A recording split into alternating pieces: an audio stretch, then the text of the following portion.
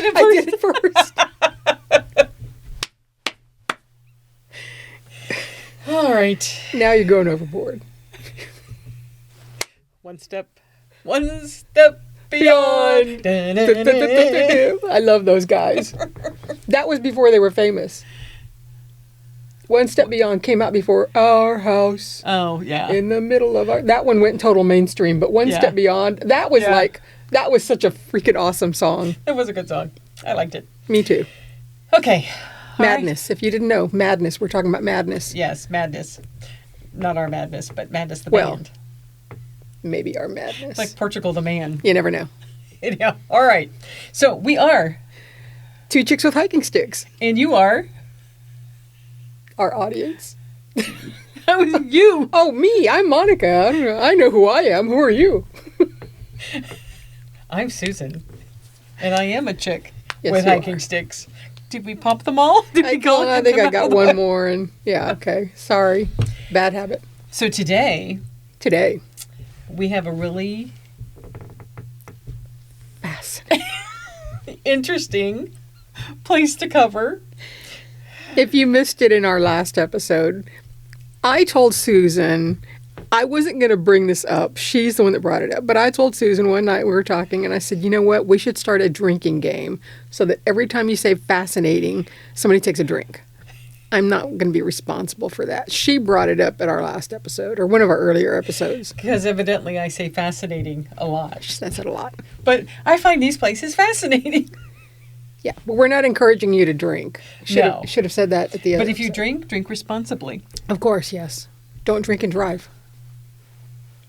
Yeah. I don't drink, but anyhow. I don't either, but you know. Yeah, I'm too old. Me too. Today we are covering Independence National Historic Park. Now, you know, some people don't exactly know what this is.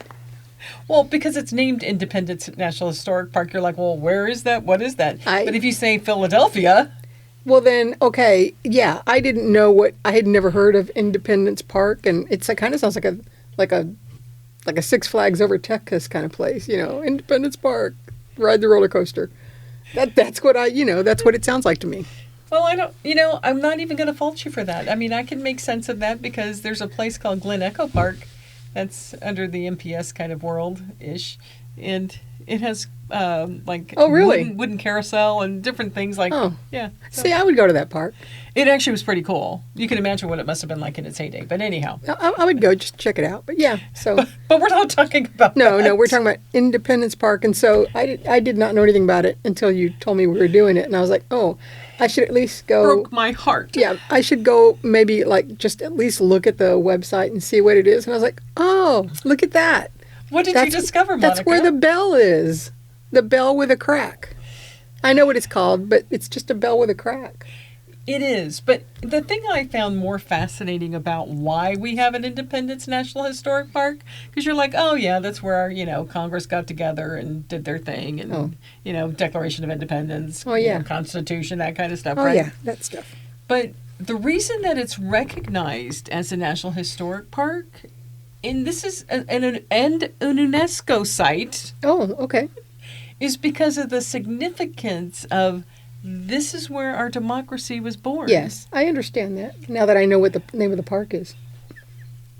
But it is that kind of importance that was placed upon it that it's like, this is really for the world, right? That this is what happened in this space that made our country, started our country as it is. See, and I understand all that. I do. And I'm not trying to downplay that. It's just when you say this is a park, I'm not thinking of the place where, U.S. independence started. Or, I'm thinking where U.S. independence started is a building. And maybe that's a monument or a historical place to go to. It's called Independence Hall. A park. Right. I know. But, not a park. Well, but let's go back to some of the MPS, how they describe things, right? So remember, we talked about in our missions video, we have the San Antonio Missions National Historic Park. Yes. And why was it named a park? Is because there are 5 missions that are covered and they're located in a geographical area, right? Same thing here. Independence National Historic Park is the same kind of thing. It's not just one building, it's multiple buildings where things happen. Okay. And I think that's really important because, one, that we have preserved these places has been awesome that we have done that. Two, understanding what was taking place during that day. I mean, because they have Independence Hall, they have Constitution Hall, they have kind of the layout of where George Washington, John Adams lived, kind of thing. They have all these different places that are very significant to the founding of America. Yeah. Well, that makes sense. So, this is in Philadelphia, in case you didn't catch that in the very beginning. So, this is in Philadelphia. Now, I've been there a couple of times. No. I know. Shocker as it may be. But it was interesting because the first time that I went, I didn't fully appreciate everything that they had, like all of these different buildings and stuff. The second time I went, I now go, wow. You know where the one building that I wish I could have spent more time in was the Constitution Hall. That's the one I would have spent more time in. It is a fascinating place. It is a fascinating place. Don't drink. To learn about the Constitution, the amendments, the people that influenced it, people that have influenced even just our political world. Like, there's a whole thing like on Barbara Jordan, for instance. Why are you laughing?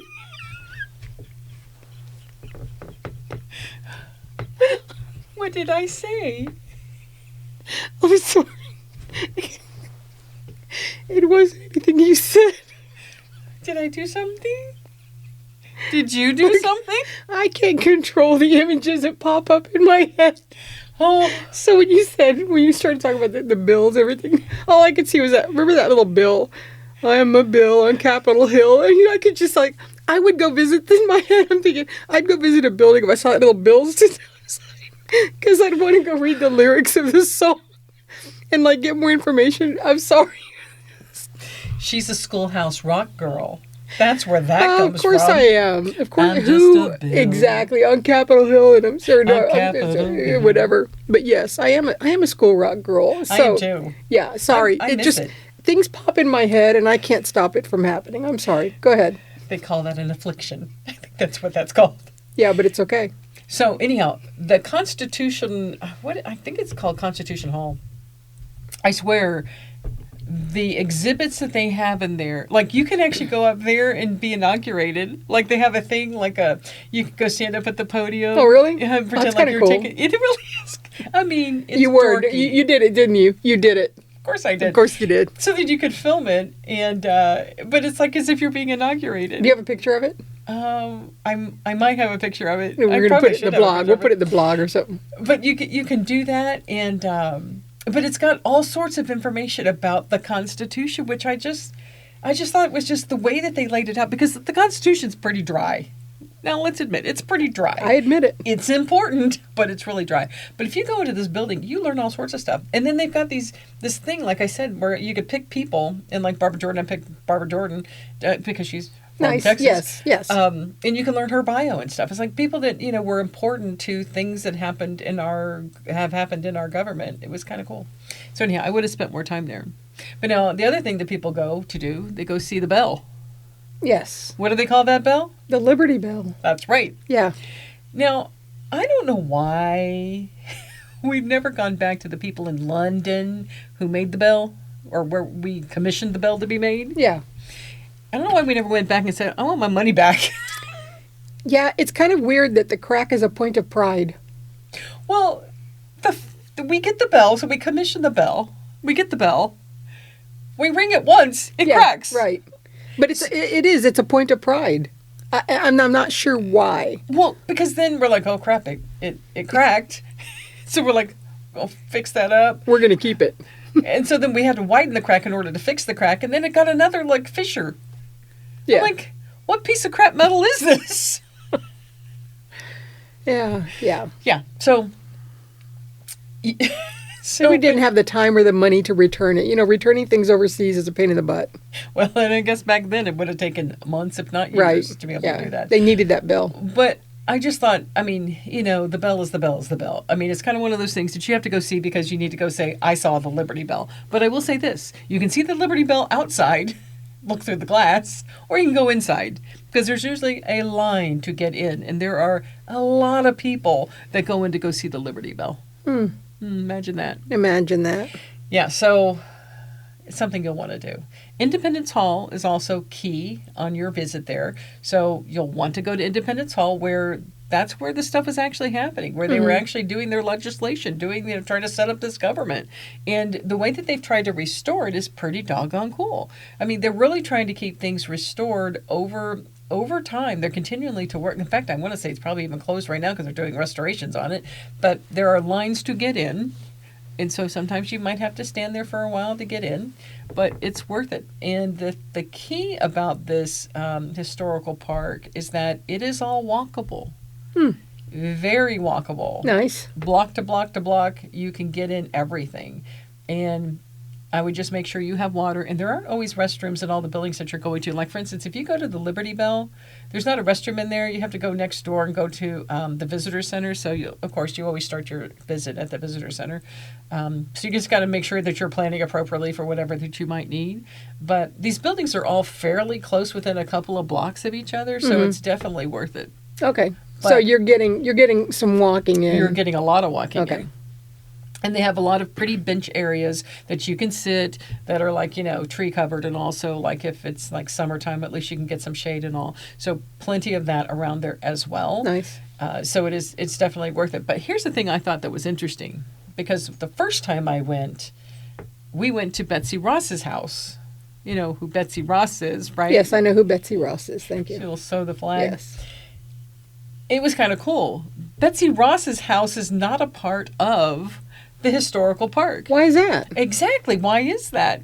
Because she's a woman. I thought about that. Yeah. Actually, no. It's much like we have here in San Antonio with our missions, how the state of Texas manages the Alamo. Yes. The state of Pennsylvania manages Betsy Ross's house. They don't want to let it go? Evidently. It must be a moneymaker. I don't know.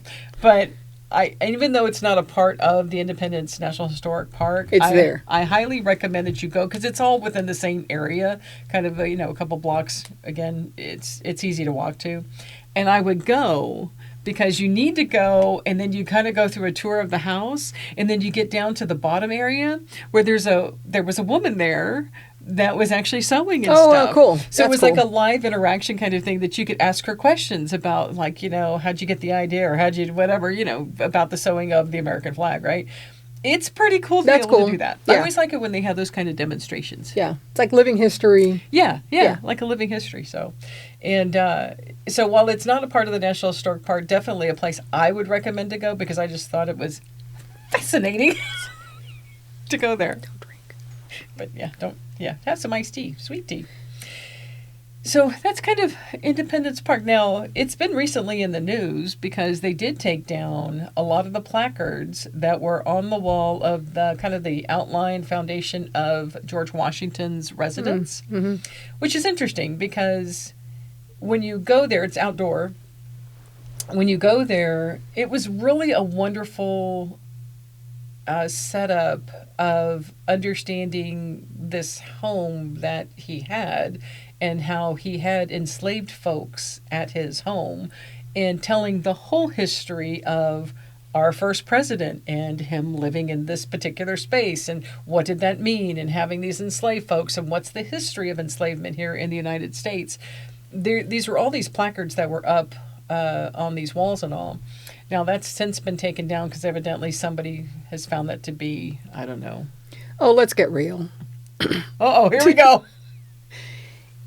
It is ridiculous, and I'm sorry, I'm just going to say it. It is ridiculous to think that you can go around to any kind of historic site and remove a plaque or a statue or anything and say that's not how history was, when in fact we all know what history was. We've talked about it in several of our podcasts. It's in our blogs.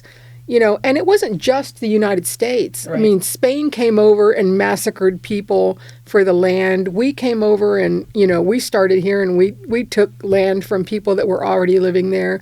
We enslaved people. It's just history. It's Yeah. what we did. And, I mean, was it our finest moment? No. But It happened. it happened. You can't erase it. By taking down those placards. Yeah, you just can't. If you want doesn't somebody, make it go away. Exactly. If you want people to learn the history of our country, then they need to learn all the history of our country, and that's all I'm Yeah. going to say. Well, it's learning our entire history and not making it palatable, Right. right? So Because it's not palatable. it shouldn't be You know, it palatable. shouldn't we be should palatable. We should have learned from it. Exactly. Yeah. You know, I mean, it's not nice. It wasn't pretty. You know, and history wasn't, you know, and that's not just our country either. That is something that has happened in every country all over the world. Have wrestled with it. Yeah, Yeah. it's not specific to us. It's not. And so when I'm seeing some of that happen in our national park sites, it makes me sad. Yeah. And it makes me definitely angry. And I'm hoping that they're preserving those boards so that they can be put back up at some reasonable point in the future. Because again, I thought it was beautifully done, how it really explains and outlines everything kind of that was happening at that time and George Washington's participation in all of that. Because I think, you know, one thing that you learn about when you read some of the stuff here at this Independence National Historical Park is that we have to not revere our founding fathers as like these godlike people, Right. these heroes. Right. They were ordinary people Yes.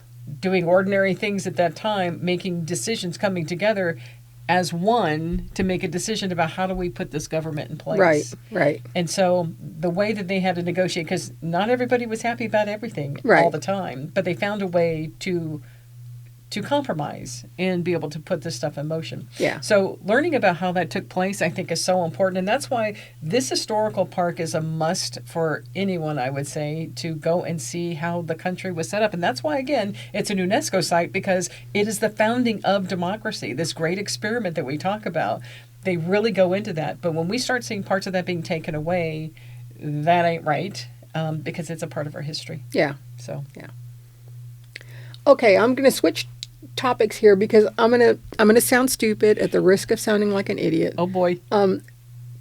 What exactly? And I think I know, but I'm going to ask you because Oh, boy. you know history better than I do. Oh, great. No and, pressure. And does it fall in here anywhere? The Magna Carta.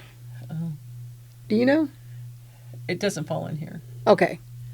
But I'm trying to think of what's the timing of the Magna Carta, because it was before this, wasn't it? It was. I think so. But I don't know. Okay. Because I think about the Magna Carta, I think about D.C., but I don't. Okay, because maybe it's where you see it. But Well, I don't know. I was just asking because when we were talking about being able to see a lot of these things, Mm-hmm. I remembered when I was younger, they actually like toured it through the United States, and I got to see it here in San Antonio. Really? Yeah, they had it here, and I made a point, even though I didn't know what it was, didn't understand it, didn't really care. Everybody was like, "This is so rare." I was like, "Oh, let me go look at it." So I went and looked at it. I was like, "Hey, I've seen the Magna Carta." Anyway, I digress. anyhow, well, that As is I- a part as of our I American want history as to well. do. Yeah. So again, if you get a chance, go to Philadelphia, check this out, find a place you can stay that you can be near wherever the walks take place, and you can take a great tour of the city in these Independence National Historic Park and all the buildings. Make sure you take plenty of time. Because you will have to stand in line to see some things. So just be patient, but meet all the people around you. We met some wonderful people traveling from all over the place.